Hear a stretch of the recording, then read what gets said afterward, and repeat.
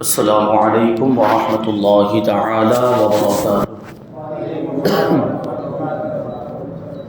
الحمد للہ رب العالمین والعاقبۃ للمتقین والصلاة والسلام علی سید الانبیاء والمرسلین وعلی آلہ واصحابہ اجمعین، اما بعد فاعوذ باللہ من الشیطان الرجیم، بسم اللہ الرحمن الرحیم۔ فاسألوا اہل الذکر ان کنتم لا تعلمون۔ صدق اللہ مولانا العظیم وصدق رسولہ النبی الامین المتین الکریم، ونحن على ذلك لمن الشاہدین والشاکرین والذاکرین والحامدین، والحمد للہ رب العالمین۔ ایک مرتبہ بارگاہ رسول و آل رسول میں درود و سلام کا ہدیہ پیش کریں اور پڑھیں اللہم صلی علی سیدنا و مولانا محمد معدن الجود والکرم وآلہ الکرام وابنہ الکریم وبارک وسلم، صلاۃ و سلام علیک یا رسول اللہ صلی اللہ تعالی علیہ وسلم۔ عزیزان ملت اسلامیہ، جیسا کہ جمعہ میں اعلان ہوا تھا کہ ہر مہینے کی پہلی تاریخ کو، یعنی ہر انگریزی مہینے کی پہلی تاریخ کو عشاء کی نماز کے بعد سوال و جواب کی محفل ہوگی، تو آج کی ہماری یہ اس سلسلے کی پہلی محفل ہے۔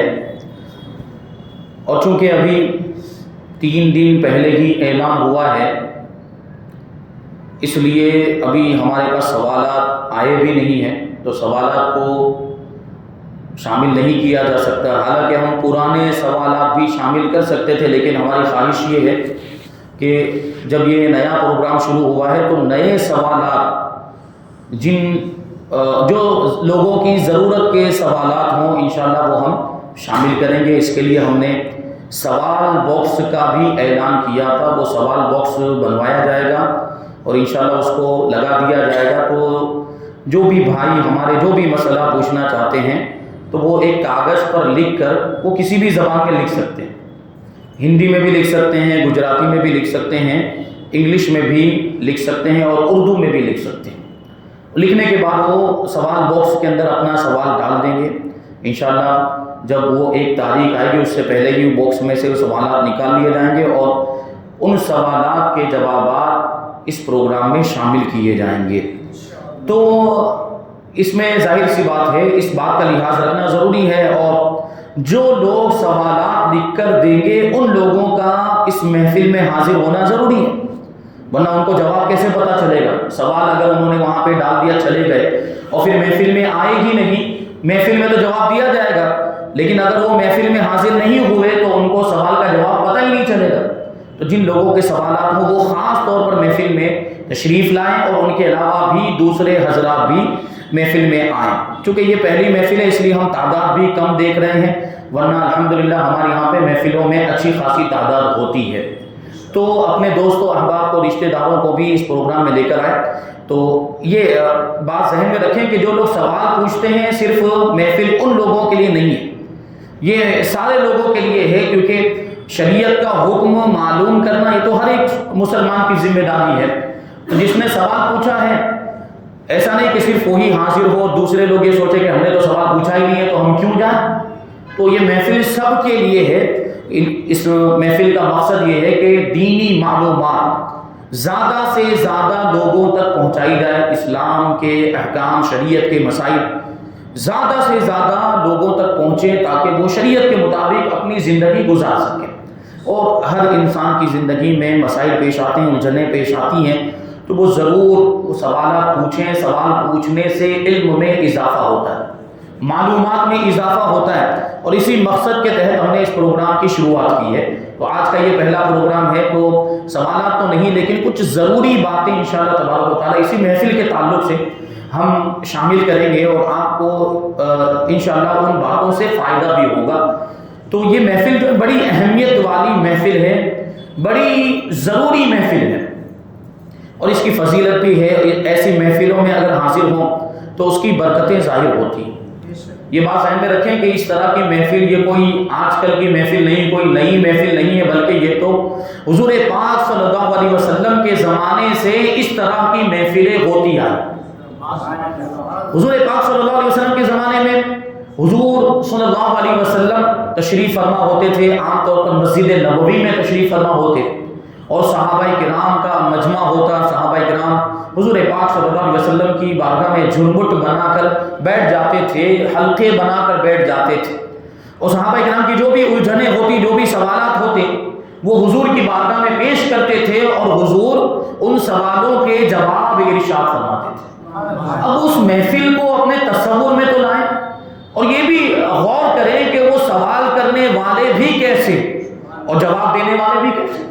سوال کرنے والے صحابہ کرام اور جواب دینے والے حضور پاک صلی اللہ علیہ وسلم۔ تو کیا پتا چلا کہ سوال کرنا یہ صحابہ کرام کی سنت ہے، مسئلہ پوچھنا یہ صحابہ کرام کی سنت ہے، اور مسئلے کا جواب دینا یہ حضور کی سنت ہے۔ تو دونوں سنتوں پر عمل ہوتا ہے، تو سوال بھی پوچھے اور اس کا جواب بھی معلوم کرے۔ الحمدللہ اس طرح کی محفلیں اور بھی شہر میں ہوتی، لیکن ہم نے اپنی مسجد میں بھی اس چیز کی ضرورت کو محسوس کیا۔ ہمارے کچھ احباب نے بھی آ کر اس کا تذکرہ کیا کہ ہماری مسجد میں بھی ایسی محفل ہونی چاہیے، تاکہ ہماری مسجد میں نماز پڑھنے آنے والے مصلیوں کو بھی ان کی معلومات میں بھی اضافہ ہو، مسائل جاننے کو ملے۔ تو الحمدللہ ہمارے یہاں پہ تفسیر کا درس بھی ہوتا ہے جمعرات کے دن ظہر کی نماز کے بعد، اور سیرت مصطفیٰ کا بھی درس ہوتا ہے، یہ پیر کے دن ہوتا ہے ظہر کی نماز کے بعد۔ اور انشاءاللہ تبارک و تعالیٰ سیرت مصطفیٰ کا درس جب مکمل ہو جائے گا تو ہم اس کے بعد اس کی جگہ پر حدیث کا درس شروع کریں گے۔ تو قرآن کا تو درس ہو رہا ہے، حدیث کا بھی درس انشاءاللہ تبارک و تعالیٰ ہمارے یہاں پہ شروع ہو جائے گا، اور ہم نے اس محفل کی بھی شروعات کر دی۔ یہ محفل ہر مہینے کی پہلی تاریخ کو ہوا کرے گی، تو اس اعتبار سے آپ تشریف لائیں، اپنے دوست و احباب کو بھی لے کر آئیں، اس کی اہمیت لوگوں کو بتائیں۔ تو انشاءاللہ ہم اس کا اعلان بھی کرتے رہیں گے، اشتہار بھی اس کا بنایا جائے گا، اور اشتہار اس کے پوسٹر کو، بینر کو بھی ہم شائع کریں گے، جہاں لگانے کی ضرورت ہوگی وہاں لگایا جائے گا، مسجد کے اندر بھی انشاءاللہ ہم اس کو لگائیں گے۔ اور پھر ایک نمبر بھی مخصوص دے دیا جائے گا کہ اگر کوئی لکھ کر سوال نہیں دینا چاہتا ہے، یا مان لیجئے کہ وہ آئے ان کے ذہن میں سوال تھا لیکن ان کے پاس کاغذ اور قلم نہیں ہے کہ وہ لکھ کر سوال باکس کے اندر ڈال سکیں، تو انشاءاللہ ایک واٹس ایپ نمبر بھی دیا جائے گا، تو واٹس ایپ میں لکھ کر بھی آپ سوال کر سکتے ہیں، تو اس سوال کا جواب بھی انشاءاللہ شامل کیا جائے گا۔ تو اس طرح کی محفل ہے، یہ سیکھنے سکھانے کی محفل ہوتی ہے، اور آپ مسئلہ پوچھیں تو یہ اللہ کے حکم کی تعمیل بھی، کیونکہ اللہ تبارک و تعالیٰ ارشاد فرماتا ہے فَاسْأَلُوا اہل الذکر ان کنتم لا تعلمون، کہ جاننے والوں سے پوچھو، اگر تم نہیں جانتے ہو تو جاننے والوں سے پوچھو۔ اگر ہم نہیں جانتے ویسے ہی بیٹھے رہیں گے تو کیا ہم کو خود بخود پتہ چل جائے گا؟ پوچھنے سے پتہ چلے گا۔ تو کس سے پوچھیں؟ جاننے والوں سے۔ ہم یہاں پر بیٹھے تو ہمیں اس چیز کا کوئی دعویٰ نہیں کہ ہم کو ساری چیزیں معلوم ہیں، آپ سوال پوچھیں، اور سوال ہم پہلے سے اسی وجہ سے جمع کروا رہے ہیں کہ سوال پہلے سے ہمارے پاس پہنچ جائے گا، تو جو سوال کا جواب معلوم ہے تو اس کا جواب دے دیا جائے گا، لیکن جس سوال کا جواب ہم کو معلوم نہیں، ہم اس کو پہلے ہی سے تلاش کر کے لائیں گے، اس کو پہلے ہی سے ڈھونڈ کر لائیں گے، اس کی تیاری کر کے آئیں گے، اس لیے پہلے سے سوالات جمع کروائے جاتے ہیں۔ اور محفل میں اگر سوال کرنے کی اجازت دے دی جائے تو پھر افراتفری ہوتی ہے، کوئی ادھر سے کچھ پوچھے گا، کوئی ادھر سے کچھ پوچھے گا، تو یہ مناسب نہیں ہے، اس لیے ہم نے محفل کے اندر سوال پوچھنے کا سلسلہ نہیں رکھا ہے۔ وہ پہلے سے آپ کے ذہن میں جو بھی سوال ہو وہ پہلے سے آپ سوال لکھ کر وہ سوال باکس کے اندر ڈال دیں گے، یا واٹس ایپ نمبر پر آپ بھیج دیں گے، تو انشاءاللہ اس کا جواب اس مجلس میں شامل کیا جائے گا۔ تو علم دین کی اہمیت کو آپ سمجھیں۔ اللہ تبارک و تعالیٰ کا ہم پر بے پناہ احسان ہے کہ اس نے ہمارے لیے علم دین حاصل کرنے کے بہت سارے ذریعے مہیا کر دیے، یعنی ہمیں کہیں دوسری جگہ جانے کی ضرورت نہیں، ہمیں کوئی بہت لمبا سفر کر کے یا بہت زیادہ تکلیفیں برداشت کرنے کی ضرورت نہیں ہے۔ الحمدللہ ہمارے شہر میں علماء موجود ہیں، شہر میں مدرسے بھی موجود ہیں، دارالعلوم بھی موجود ہیں، تو ہم اپنے مسئلے دارالافتاء وغیرہ بھی وہاں پر لے کر جا سکتے ہیں۔ اگر تحریری شکل میں آپ کو جواب چاہیے، فتویٰ چاہیے، تو اس کے لیے ہمارا دارالافتاء قادری مکتب خواجہ دانا کے قریب ولی آبائی مسجد کے سامنے، وہاں پر آپ وہ سوال لکھ کر لے کر آئے تو تحریری شکل میں آپ کو جواب دیا جائے گا۔ یہاں جو ہے وہ زبانی طور پر آپ کو جواب دیے جائیں گے جو سوال آپ نے پوچھے ہوں گے انشاءاللہ۔ تو یہ جو چیز ہے یہ ہمارے علم دین میں اضافہ کرے گی، اور ہر مسلمان کے لیے یہ اس طرح کے مسائل جاننا ضروری ہے، اور جو ضرورت کے مسائل ہیں وہ تو ہر مسلمان کے لیے فرض ہے۔ انشاءاللہ وہ ہم آگے محفلوں کے اندر اس کی اہمیت کو بھی اجاگر کریں گے کہ کیسے کیسے مسائل سیکھنا یہ ہر مسلمان کے لیے ضروری ہے، اور اس کو ہم دیکھیں کہ اللہ تبارک و تعالیٰ نے ہمارے لیے کتنی آسانیاں مہیا فرما دی۔ جبکہ پرانے زمانے میں لوگوں کو ایک مسئلہ معلوم کرنا ہوتا یا ایک حدیث معلوم کرنی ہوتی تو ان کو لمبا لمبا سفر کرنا پڑتا تھا، ان کو تکلیفیں برداشت کرنی پڑتی تھی، کئی دن کئی مہینوں کا وہ لوگ سفر کرتے تھے۔ میں ابھی آپ کو واقعات کی روشنی میں بتاؤں، ہمیں تو کوئی لمبا سفر نہیں کرنا ہے، ہمیں تو کوئی بہت زیادہ دشواری کا سامنا نہیں ہے، کوئی بہت سی تکلیفیں برداشت نہیں کرنی ہے، بس مسجد میں آ جانا ہے، اور اللہ کے فضل و کرم سے ہم نے اس محفل کی شروعات کر دی ہے، تو اس سے آپ لوگ فائدہ اٹھائیں۔ اب یہ آپ کی ذمہ داری بنتی ہے، ہم تو یہاں پر محفل کی شروعات کر کے بیٹھ گئے اور ہم یہ مسائل بتانے کے لیے تیار ہیں، اب آپ کتنا سیکھنا چاہتے ہیں، آپ کے اندر سیکھنے کی کتنی تڑپ ہے، یہ اب آپ کو ظاہر کرنا پڑے گا، اور یہ اب آپ کی ذمہ داری بنتی ہے۔ تو دیکھیں وہ صحابہ کرام، سب سے پہلے ہم صحابہ کرام کی زندگی، وہیں سے تو اسلام کی شروعات ہوئی۔ اللہ کے رسول صلی اللہ علیہ وسلم کی حدیثوں کو اور قرآن پاک کی آیتوں کو ہم تک پہنچایا کس نے؟ صحابہ کرام نے۔ یہ قرآن اور حدیث صحابہ کرام کے ذریعے سے ہم تک پہنچا ہے۔ قرآن کو محفوظ کرنے کے لیے اور حدیثوں کو محفوظ کرنے کے لیے صحابہ کرام نے کیسی محنتیں کی ہیں، کیسی کیسی تکلیفیں برداشت کی ہیں، اور کیسی کیسی مشقتوں دشواریوں کا سامنا کیا۔ یہ آپ پڑھیں، آپ تاریخ پڑھیں تو آپ کو پتہ چلے گا۔ قرآن کے بارے میں تو آپ سنتے رہتے ہیں، تفسیر کے اندر بھی اس کے بارے میں تفصیل سے باتیں آ چکی ہیں۔ حدیث کے بارے میں آپ کو بتاؤں، صحابہ کرام کے اندر حدیث کو سیکھنے اور حدیث کو سننے اور سن کر یاد کرنے کا کیسا جذبہ تھا، کیونکہ صحابہ کرام کو اپنی ذمہ داری کا احساس تھا۔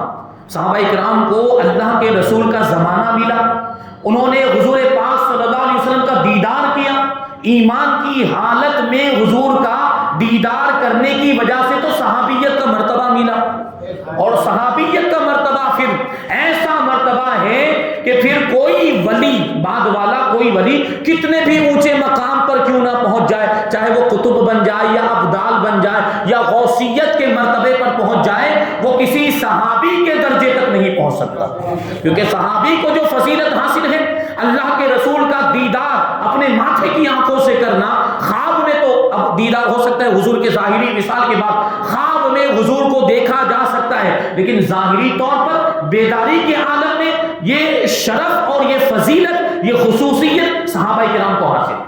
تو صحابہ کرام کا اتنا بلند و بالا مقام و مرتبہ، تو صحابہ کرام کو بھی اس چیز کا احساس تھا، ان کو بھی اپنی ذمہ داری کا احساس تھا کہ ہم پر کتنا بڑا بوجھ اور ہم پر کتنی بڑی ذمہ داری اللہ تبارک و تعالیٰ کی طرف سے ڈالی گئی ہے کہ ہم ڈائریکٹ حضور سے قرآن کی آیتیں سن رہے ہیں، ہم ڈائریکٹ حضور پاک صلی اللہ علیہ وسلم سے حدیثیں سن رہے ہیں۔ اب یہ وہ جانتے تھے کہ قرآن اور اسی طریقے سے رسول پاک صلی اللہ علیہ وسلم کی حدیثیں یہ صرف ہمارے لیے نہیں ہے یا صرف ہمارے زمانے کے لوگوں کے لیے نہیں ہے، بلکہ یہ تو قیامت تک آنے والے سارے انسانوں کے لیے یہ ہدایت، یہ مشعل راہ ہے قرآن کی آیتیں۔ تو انہوں نے اس ذمہ داری کا احساس کیا اور پھر اسی اعتبار سے انہوں نے قرآن کو بھی محفوظ کیا، حدیثوں کو بھی محفوظ کیا، دوسروں تک پہنچایا، کیونکہ وہ جانتے تھے کہ یہ قرآن اور حدیث دین کی بنیاد ہے، دین اسلام کی بنیاد ہے قرآن و حدیث، اسی سے مسئلے نکلتے ہیں اور اسی سے احکام نکلتے ہیں، اور پھر ان احکام کو معلوم کر کے لوگ عمل کریں گے۔ تو اس چیز کی ضرورت تو قیامت تک آنے والے لوگوں کو پڑے گی، اس لیے صحابہ کرام نے اس کو محفوظ کیا، اس کو جمع کیا اس انداز میں، اس کے لیے ان لوگوں نے محنت کی، مشقت کی۔ تو میں دیکھو واقعہ بتاؤں کہ صحابہ کرام کے اندر حدیث سننے اور حدیث کو یاد کرنے اور حدیثوں کو محفوظ کرنے کا کیسا جذبہ تھا۔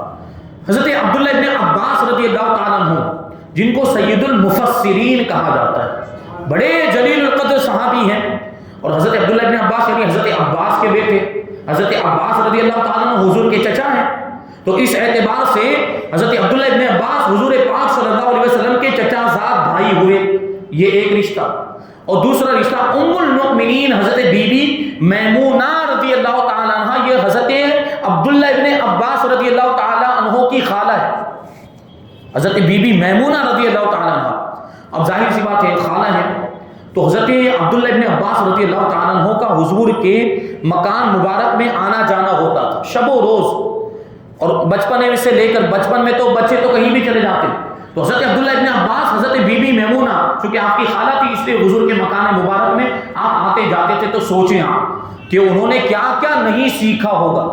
حضور پاک صلی اللہ علیہ وسلم کی اداؤں کو دیکھا، حضور کی پیاری عادتوں کو دیکھا، حضور کے اخلاق و کردار کو دیکھا، حضور کی حدیثیں سنی، اور بہت ساری معلومات ان کے پاس تھی. لیکن اس کے باوجود دیکھیں ایسے جلیل القدر صحابی ہیں حضرت عبداللہ ابن عباس، حضور پاک صلی اللہ علیہ وسلم نے ان کے لیے تفقہ فی الدین کی دعا فرمائی تھی. یعنی کیا فرمایا تھا کہ اے پروردگار عبداللہ ابن عباس کو دین کی سمجھ عطا فرما اور قرآن کی تفسیر کا علم عطا فرما.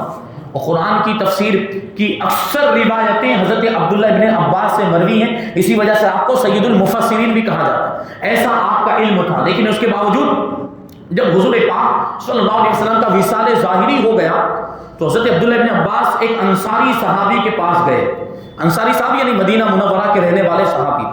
اور ان سے آپ نے کہا کہ دیکھیے حضور پاک صلی اللہ علیہ وسلم کا تو وصال ہو گیا، ظاہری طور پہ دنیا سے تشریف لے گئے ہیں، لیکن اب بھی حضور پاک صلی اللہ علیہ وسلم کے بڑے بڑے صحابہ کرام موجود ہیں، حیات ہیں، تو چلو ہم چلتے ہیں اور ان سے حدیثیں سنتے ہیں. بڑے بڑے صحابہ کرام موجود ہیں، ان سے حدیثیں سن کر حدیثوں کو ہم یاد کرتے ہیں. یہ دیکھیں حدیثوں کو سننے کا کیسا ان کے اندر جذبہ تھا. حالانکہ خود کتنے بڑے مرتبے پر فائز ہیں، لیکن پھر بھی کیا کہتے ہیں کہ دوسرے جو بڑے بڑے صحابہ کرام موجود ہیں ہم ان کے پاس جاتے ہیں اور ان سے حدیثوں کا علم حاصل کرتے ہیں. تو انصاری صحابی نے کیا جواب دیا کہ اے عبداللہ کیا آپ کو لگتا ہے کہ لوگوں کو ہماری ضرورت ہے؟ یعنی اتنے بڑے بڑے صحابہ کرام موجود ہیں، لوگ ان کے پاس مسئلہ پوچھنے جائیں گے کہ ہمارے پاس آئیں گے؟ ظاہر سی بات ہے، بڑے بڑے صحابہ کرام موجود ہیں، لوگ انہیں سے مسئلہ پوچھیں گے تو ہمارے پاس کوئی مسئلہ پوچھنے آنے والا ہی نہیں ہے، تو حدیثیں سن کر حدیثوں کو یاد کرنے کی کیا ضرورت ہے؟ وہ انصاری صحابی نے حضرت عبداللہ ابن عباس کو یہ جواب دیا تھا. لیکن یہ بات آپ کو معلوم ہونی چاہیے، دنیا کا اصول ہے کہ چھوٹے لوگ ہی آگے چل کے بڑے بنتے ہیں، چھوٹے لوگ ہی آگے چل کے بڑے بنتے ہیں. یہی عبداللہ ابن عباس ایک وقت وہ آیا حضرت فاروق اعظم رضی اللہ تعالیٰ عنہ کے دور میں، بڑے بڑے صحابہ کرام اس وقت بھی موجود تھے. فاروق اعظم کے دور خلافت میں حضرت عبداللہ ابن عباس کی عمر کم تھی، آپ نوجوان تھے، عمر کے اعتبار سے بڑے بڑے بزرگ صحابہ کرام موجود تھے، لیکن اس کے باوجود حضرت عمر رضی اللہ تعالیٰ عنہ حضرت عبداللہ ابن عباس کو اپنے قریب بٹھایا کرتے تھے. کیوں؟ ان کے علم کی وجہ سے. تو یہ علم کیسے حاصل ہوا؟ تو انصاری صحابی نے تو منع کر دیا کہ بڑے بڑے صحابہ کرام کے پاس ہم کیوں جائیں، کہ لوگوں کو ہماری تو ضرورت نہیں ہے، وہ صحابہ موجود ہیں، ان کے پاس لوگ خود ہی پہنچ جائیں گے اور مسائل معلوم کر لیں گے. لیکن حضرت عبداللہ ابن عباس اس کی وجہ سے ان کے حوصلے پست نہیں ہوئے، نہیں، بلکہ انہوں نے تو پکا ارادہ بنا لیا تھا. تو آپ بڑے بڑے صحابہ کرام کے پاس جاتے تھے، حدیثیں سن کر یاد کرتے تھے. اچھا کبھی کبھی ایسا بھی ہوتا، حضرت عبداللہ ابن عباس خود فرماتے ہیں کہ مجھے کبھی کسی صحابی کے بارے میں معلوم ہوتا کہ ان کے پاس یہ حدیث ہے اور وہ حدیث بیان کرتے ہیں، تو میں ان کے دروازے پر جاتا، حدیث معلوم کرنے کے لیے ان کے مکان پر جاتا. تو کبھی کبھی ایسا ہوتا کہ وہ آرام میں ہوتے، دوپہر کے وقت آرام میں ہوتے، تو معاملہ یہ کہ میں ان کی دروازے کی چوکھٹ پر لیٹ جاتا تھا. اب ہوائیں چلتی تھی، ہوا کے تھپیڑے مجھے لگتے تھے، گرد و غبار، دھول اڑتی، اور وہ دھول میرے کپڑوں پر لگ جاتی تھی، میرے چہرے پر لگ جاتی. سوچے خاندان رسالت کے فرد ہیں حضرت عبداللہ ابن عباس، حضرت عباس جو حضور کے چچا، ان کے بیٹے ہیں حضرت عباس، اور حضرت بی بی میمونہ رضی اللہ تعالیٰ عنہ آپ کی خالہ ہیں. لیکن دیکھیں علم حاصل کرنے کا کیسا جذبہ. تو صحابہ کرام جن کے پاس حدیثیں ہوتی، حضرت عبداللہ ابن عباس ان کے دروازے پر جاتے، اور وہ آرام میں ہوتے تو دروازہ کھٹکھٹاتے نہیں تھے، ادب کے تقاضے کے مطابق آپ ان کی چوکھٹ پر بیٹھ جاتے، انتظار کرتے، لیٹ جاتے تھے.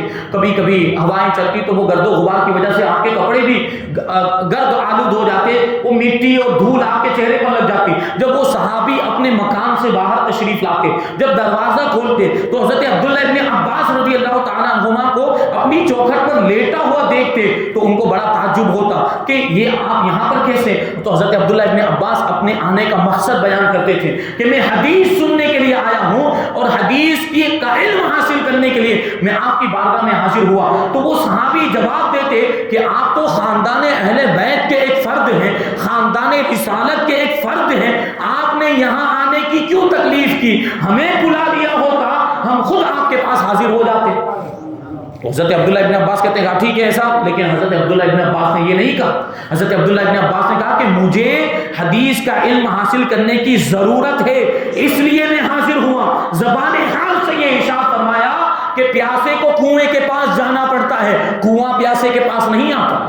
اتنے بڑے مرتبے پر فائز ہونے کے باوجود حضرت عبداللہ ابن عباس کا یہ حال، علم حاصل کرنے کا کیسا جذبہ تھا. اور کبھی کبھی تو خود بیان کرتے، کبھی کبھی تو ایسا ہوتا کہ کسی کے مکان پر جاتے تھے، کسی کے دروازے پر، کسی صحابی وہ حدیث سننے کے لیے کسی صحابی کے دروازے پر جاتے تھے اور وہ آرام میں ہوتے اور وہ دروازہ نہیں کھولتے، وہ کھٹکھٹاتے تو کافی دیر ہو جاتی، کافی وقت تک ان کو انتظار کرنا پڑتا تھا ان کے مکان کے باہر. لیکن حضرت عبداللہ ابن عباس انتظار کرتے، اور جب وہ صحابی دروازہ کھول کر باہر آتے تو پوچھتے کہ آپ کب سے یہاں پر انتظار کر رہے ہیں؟ تو وہ بتاتے کہ اتنا ٹائم ہو گیا، اتنی دیر سے میں آپ کا انتظار کر رہا ہوں. تو وہ صحابی کہتے کہ آپ نے ہمیں بلا دیا ہوتا، آپ نے دروازہ کھٹکھٹا دیا ہوتا تو فوراً میں حاضر ہو جاتا. تو حضرت عبداللہ ابن عباس جواب دیتے کہ علم حاصل کرنے کے لیے میں آیا ہوں، اس لیے میں نے یہ مناسب نہیں سمجھا کہ میں آپ کو دروازہ کھٹکھٹا کر آپ کے آرام میں خلل میری وجہ سے پیدا ہو جائے، آپ کسی ضرورت میں ہو،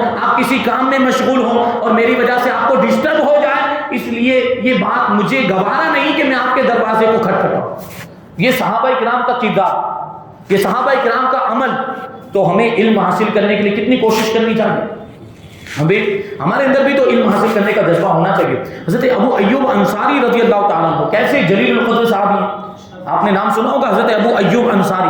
جب حضور پاک صلی اللہ علیہ وسلم مکہ مکرمہ سے ہجرت کر کے مدینہ منورہ تشریف لائے تھے تو یہاں کے جو انصار صحابہ کرام تھے وہ سب کی خواہش تھی کہ حضور ہمارے مقام پہ تشریف لائیں، حضور ہمارے یہاں پہ تشریف لائیں، حضور ہمارے مقام میں قیام فرمائیں. سب کی خواہش تھی. تو حضور نے کیا کیا تھا، حضور نے اپنی اونٹنی کو چھوڑ دیا. ارشاد فرمایا کہ میری یہ اونٹنی اللہ کے حکم سے معمور ہے، یہ اونٹنی جس کے مکان میں جا کر ٹھہرے گی ہم انہی کے یہاں پر قیام کریں گے. آپ کو معلوم کس کے مکان میں ٹھہری تھی اونٹنی؟ حضرت ابو ایوب انصاری رضی اللہ عنہ. ان کے مکان میں جا کر اونٹنی ٹھہری اور اللہ کے رسول صلی اللہ علیہ وسلم نے پھر آپ کے مکان میں قیام فرمایا تھا جب تک مسجد نبوی کے قریب میں حجرہ تعمیر نہیں ہو گیا. وہاں تک اللہ کے رسول صلی اللہ علیہ وسلم حضرت ابو ایوب انصاری کے مکان میں سکونت پذیر رہے، وہیں پر رہتے تھے. دیکھیے حضرت ابو ایوب انصاری رضی اللہ تعالیٰ عنہ، آپ کا مکان مبارک یہ ترکیوں کے زمانے تک موجود تھا. آپ اگر جائیں مدینہ منورہ، جو گئے ہیں ان کو وہ منظر سامنے آ جائے گا، جو نہیں گئے ہیں اللہ تبارک و تعالیٰ سب کو مدینہ منورہ مکہ مکرمہ کی زیارت نصیب فرمائیں. تو آپ ایسے اگر گنبد خضرا کے سامنے ایسے کھڑے ہو جائیں، قبلے کی طرف پیٹ کر کے گنبد خضرا کی جانب کھڑے ہو جائیں، تھوڑا سا پیچھے کی طرف ہٹیں تو اس جانب تھوڑا سا اس طرف، یہاں اس جگہ پر حضرت ابو ایوب انصاری رضی اللہ تعالیٰ عنہ کا مکان تھا، اور اس کے پہلو میں تھوڑا سا ہٹ کر حضرت امام جعفر صادق رضی اللہ تعالیٰ عنہ کا مکان تھا. یہ سارے مکانات توڑ دیے ان لوگوں نے، ساری نشانیاں ختم کر دی. وہ دوسری بات. تو یہ حضرت ابو ایوب انصاری، اب ان کے اندر دیکھیے حدیث کا علم حاصل کرنے کا کیسا جذبہ. انہوں نے ایک حدیث سنی تھی لیکن اس حدیث میں آپ کو کچھ شبہ ہو گیا، تو آپ نے سوچا کہ وہ حدیث مجھے اس حدیث میں شبہ ہو گیا ہے تو مجھے اس کی تحقیق کرنی چاہیے. تو اس وقت جس مجلس میں آپ نے اس حدیث کو سنا تھا، اس مجلس میں حضرت عقبہ بن عامر رضی اللہ تعالیٰ عنہ بھی موجود تھے. یعنی حضرت عقبہ بن عامر نے بھی اس حدیث کو سنا. تو حضرت ابو ایوب انصاری رضی اللہ تعالیٰ عنہ نے فوراً ارادہ بنایا کہ میں عقبہ بن عامر سے ملاقات کر کے ان سے وہ حدیث سنوں گا تاکہ میرا وہ شک دور ہو جائے، میرا شبہ دور ہو جائے اور حدیث کی تحقیق ہو جائے. لیکن حضرت ابو ایوب انصاری مدینہ منورہ کے اندر، اور حضرت عقبہ بن عامر کہاں رہتے تھے معلوم آپ کو؟ حضرت عقبہ بن عامر اس وقت اس زمانے میں مصر میں رہتے تھے. سینکڑوں کلومیٹر کا، تقریباً 900 کلومیٹر کا فاصلہ، 900 کلومیٹر کا فاصلہ. حضرت ابو ایوب انصاری رضی اللہ تعالیٰ عنہ نے اتنا لمبا سفر کیا، فوراً اپنا اونٹ تیار کیا، اونٹ پہ کجاوا کسا اور مصر کے سفر پر روانہ ہو گئے. سوچیں آپ، کوئی بہت بڑی ضرورت تھی؟ یعنی ظاہری اعتبار سے کوئی بہت بڑا کام تھا؟ صرف ایک حدیث، جو حدیث پاک آپ نے سنی تھی، اس حدیث میں آپ کو تھوڑا سا شک ہو گیا تھا، تھوڑا سا شبہ ہو گیا تھا. اسی شک اور شبہ کو دور کرنے کے لیے آپ نے سینکڑوں کلومیٹر کا سفر کیا. کیوں؟ کیونکہ حدیث کی اہمیت وہ جانتے تھے، کیونکہ وہ صحابی تھے، وہ جانتے تھے کہ حدیث کی کیا اہمیت ہے. ایک حدیث سے کتنے کتنے مسائل نکل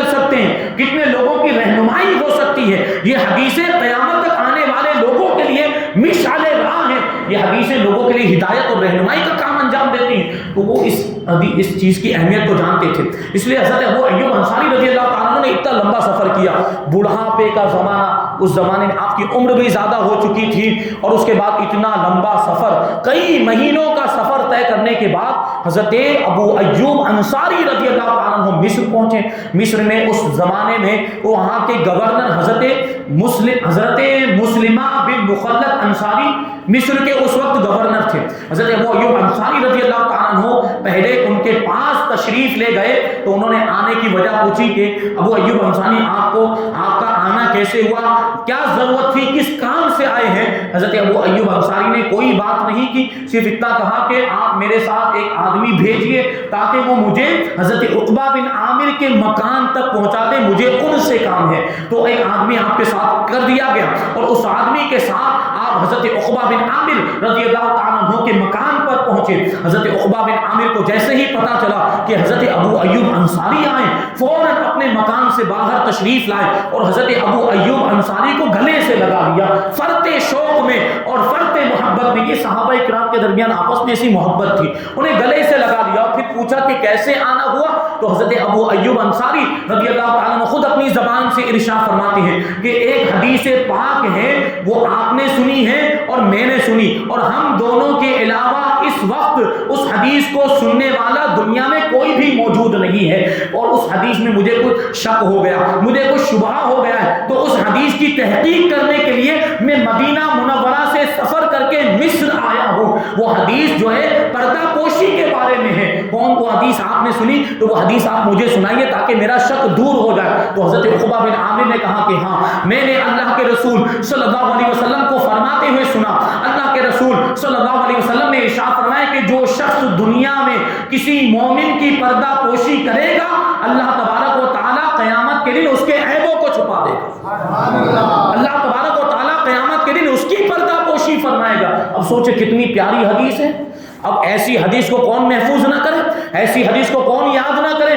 سوچیں آپ کیسی فضیلت بیان کی گئی ہے کہ جو کسی مومن کی پردہ پوشی کرے گا، یعنی جو کسی مومن کے عیب کو چھپائے گا تو اللہ تبارک و تعالیٰ قیامت کے دن اس کے عیبوں کو چھپائے گا۔ یہ حدیث حضرت ابو ایوب انصاری نے حضرت عقبہ بن عامر سے سنی تو کہا آپ نے سچ فرمایا، میرا شک دور ہو گیا، میرا شبہ دور ہو گیا۔ اب آپ چاہتے تو مصر میں ٹھہر سکتے تھے کہ نہیں ٹھہر سکتے؟ وہ مصر کے بازار میں جاتے، وہاں کے بازار بڑے مشہور ہیں، گھومتے، کوئی ضرورت کا سامان خرید لیتے، کوئی اس طرح تفریح کرتے۔ ایسا ہوتا کبھی ہم جیسے کہ جاتے ہیں دوسرے مقامات، ہم بھی تو گھومنے کے لیے جاتے ہیں، مقصد کوئی اور ہوتا ہے لیکن دوسری جگہ پر جاتے ہیں، جیسے ہم اجمیر جاتے ہیں غریب نواز کے دربار میں، ہمارا اصل مقصد کیا ہوتا ہے؟ غریب نواز کے روزے پر حاضری دینا اور وہاں سے برکت حاصل کرنا۔ لیکن کیا صرف ہم غریب نواز کے روزے پر حاضری دے کر واپس آ جاتے ہیں؟ نہیں، دوسری جگہوں پر بھی جاتے ہیں اور گھومتے پھرتے ہیں۔ لیکن حضرت ابو ایوب انصاری کا علم حاصل کرنے کا جذبہ دیکھیں، جب حدیث کی تحقیق ہو گئی، جب آپ کا شک دور ہو گیا، آپ کا شبہ دور ہو گیا، فوراً وہ آپ اونٹ پر سوار ہو گئے، مدینہ منورہ کے لیے روانہ ہو گئے۔ اور روایت میں یہاں تک آیا ہے کہ مصر میں پہنچنے کے بعد آپ نے اپنے اونٹ کا کجاوا بھی نہیں کھولا۔ اونٹ کا کجاوا سمجھ رہے ہیں؟ وہ پیٹھی رکھی جاتی ہے اونٹ پر بیٹھنے کے لیے جس پر وہ سوار بیٹھتا ہے، وہ بھی آپ نے نہیں کھولا، کیونکہ آپ حدیث کا علم حاصل کرنے کے لیے آئے تھے۔ وہ حدیث کی تحقیق ہو گئی، بس اب آپ مدینہ منورہ کی طرف روانہ ہو گئے۔ تو یہ صحابہ اکرام کہ جن کے اندر علم حاصل کرنے کا ایسا جذبہ تھا۔ ایک آخری واقعہ بیان کر دوں، حضرت جابر ابن عبداللہ کا ایسا ہی واقعہ۔ حضرت جابر ابن عبداللہ رضی اللہ تعالیٰ عنہ بڑے جلیل القدر صحابی ہیں اور مکثرین صحابہ میں آپ کا شمار ہوتا ہے۔ مکثرین مطلب کثرت کے ساتھ حدیثیں روایت کرنے والے صحابہ۔ حضرت جابر ابن عبداللہ کا انہی صحابہ میں شمار ہوتا ہے۔ تو حضرت جابر ابن عبداللہ رضی اللہ تعالیٰ عنہ کو ایک حدیث حضرت عبداللہ ابن انیس انصاری رضی اللہ تعالیٰ عنہ کے واسطے سے پہنچی تھی، یعنی کسی اور نے بیان کیا تھا حضرت عبداللہ ابن انیس کے حوالے سے، یعنی کوئی اور دوسرے ہوں گے بزرگ تو انہوں نے حضرت جابر ابن عبداللہ کے سامنے حدیث بیان کی، لیکن کیسے بیان کی کہ میں نے حضرت عبداللہ ابن انیس سے یہ حدیث سنی ہے۔ لیکن وہ صحابہ کرام، وہ بیچ میں جو بزرگ ہوں گے وہ بھی معتبر ہوں گے، لیکن ان کا جذبہ دیکھیں۔